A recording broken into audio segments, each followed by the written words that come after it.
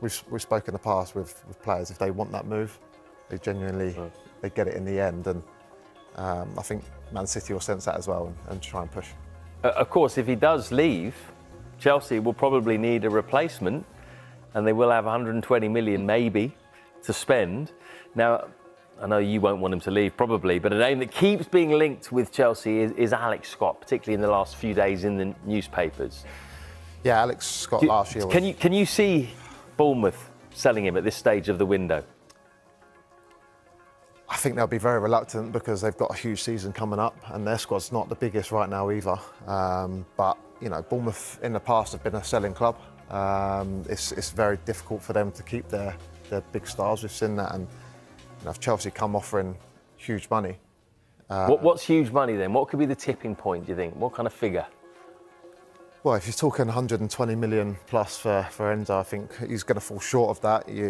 I think 80 million would definitely get him out of Bournemouth. Do you think so? 80? I just don't see how Bournemouth would be able to turn that down. And Alex Scott is a fantastic player. I think he just missed out on the World Cup squad, and he might see it because he's playing for Bournemouth and he needs to make that next step, which would be really sad because I think Bournemouth's fantastic. They give the players the opportunity to play and play really well. The style, they're a club that's growing really, really nicely, and they would love to keep hold of him, but he's going to have his own ambitions as well. High character player, that's what you always hear about Alex Scott, isn't it? The fact that England took him out as a training player before the World Cup, and even though he was obviously disappointed not to be part of the squad. Different type of player though to Fernandes, isn't he? There's not a like-for-like replacement. No, he's obviously a more ball player, and he's technically fantastic, travels with the ball really well. I think he can bring that into his game. I think at the age he is, he can really develop more and learn. I think that's why Bournemouth will see him as such a vital kind of cog in their system, because he can do everything, in my opinion. I think he's a fantastic lad. I used to see him a lot most days in the coffee shop and down to earth. But his kind of trajectory playing has been really, really, really strong, and he'll demand a big figure to leave. Right. Well, the thing is Chelsea, you know, could have a fair amount to spend if Enzo does get sold, and also potentially here offloading two strikers for big money they don't want. Yeah, well, we're talking about £120 million potentially for Enzo Fernandes, but they might recoup £115 million in the next few days, because you've got Liam Delap on the verge of joining Nottingham Forest and a deal worth up to £50 million. It's £45 million guaranteed. He's having his medical today in Nottingham.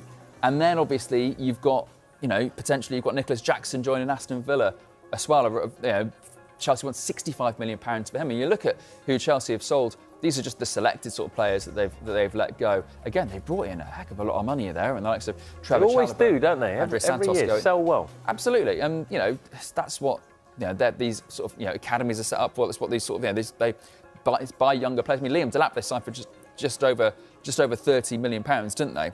And then they're flipping him for 45, 50 after he scored one Premier League. He got 4 times as many bookings as he did goals in the Premier League last season, and yet he's getting a move at a profit for Chelsea, because obviously Nottingham Forest saw the player he was at Ipswich and thought that's the ideal Glasner signing. But it's a really interesting one, because that's how you make a profit on a player that struggled last season. Is the envy of other Premier League clubs. Yeah, 1 goal in 28 Premier League appearances, 2 goals in total last season. Should Chelsea, Steve, put some of that money towards a new goalkeeper? Well, Sanchez has been their goalkeeper for a few years. I was obviously at the game on Monday watching, and he did look the weaker link in the team. They've spent an awful lot of money on players in the past. We spoke about obviously the money they've recouped, but yeah, he's obviously a fantastic goalkeeper, but he looked a bit nervy at the weekend on Monday night. Sorry, and as a centre half, you always look behind and want to be. Your confidence comes from the goalkeeper.